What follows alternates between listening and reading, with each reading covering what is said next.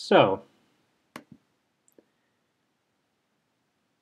you may think me crazy for asking this question, but I'm going to. What do the Nissan Leaf, Chevrolet Malibu, and even the Dodge Viper all have in common? One thing, and that is that I will never be behind the wheel of any of them. Which especially stinks with the Dodge Viper, because if I had the money and the ability to drive, I would definitely be putting down a deposit for this thing. I went to a doctor in January who did an extensive evaluation, the most extensive I have ever had for my vision. I've never had something as detailed as the one that this particular doctor gave me. The result is that even under restriction, my peripheral vision is too narrow to be able to drive in my state. And it's difficult when you've been hoping that you'll be able to see well enough to drive. Your vision's been getting better. You've even been trying contact lenses. And then all of a sudden, boom. I will always continue to be a car enthusiast. I love cars. And I love them actually on all spectrums, from the all-electric Nissan Leaf to help save our environment, to the very practical family sedan in the form of the Chevy Malibu or Nissan Altima. And yes, even the adrenaline rush, totally venom-inducing, or, well, you know, the Dodge Viper. I'm sorry, this is the second time that I've done this video, and it's, in a way, kind of hard for me to talk about this.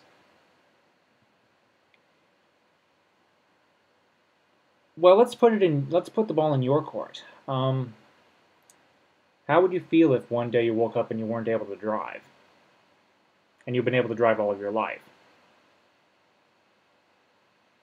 It's hard. Now, I've never been able to drive officially, but I have had some direction in the parking lot in a controlled area, all in the hopes that I would be able to drive actually on the public roads. So to be told that I can't, it's hard. So how will I get around? Well, right now, my relatives transport me, but certainly I'd like to have more independent travel. Perhaps you've seen a little bus like this running around your neighborhood. Note what it says on the side, ParaTransit. What is that? Well, ParaTransit can vary widely by execution, but it is essentially a transportation service for people who have exceptionalities like myself. My state's version of ParaTransit offers door-to-door service anywhere in the area, from one stop to another direct, or as direct as possible. It's a shared ride system.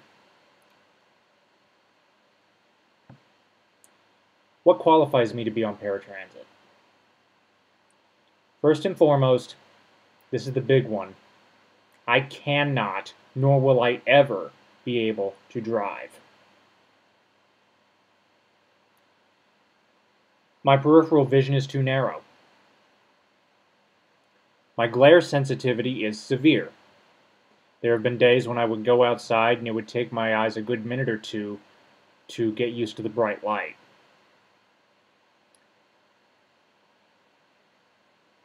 I have mild cerebral palsy, which basically means that I have issues walking. I can be stiff at times. All of these are conditions that have qualified me for the ADA ParaTransit service.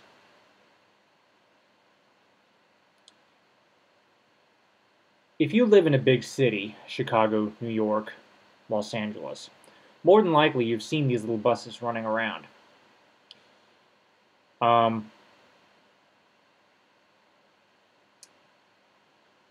This is the closest thing that I will have for now to completely independent travel, because our fixed route bus system is just not doable for me because of my conditions. The next thing we could hope for is that autonomous vehicles become widely accepted.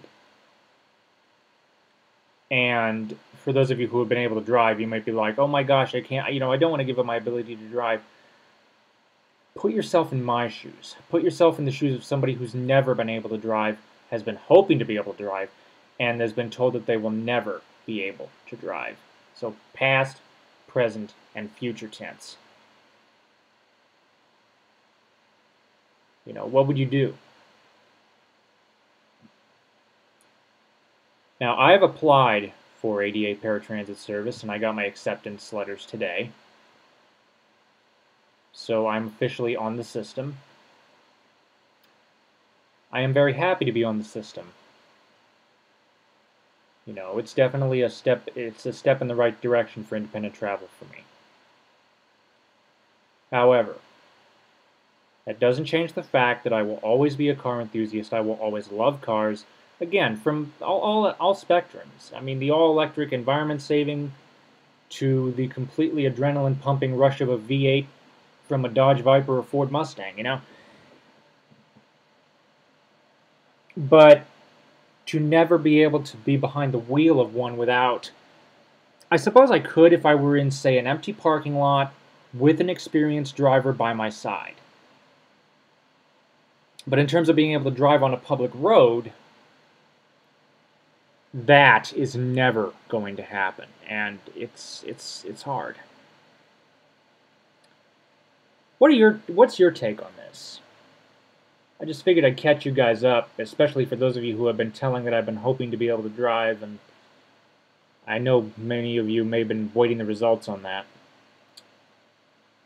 So, well, let me know what you think. Comments are welcome, and questions, and thank you for watching, and have a nice day.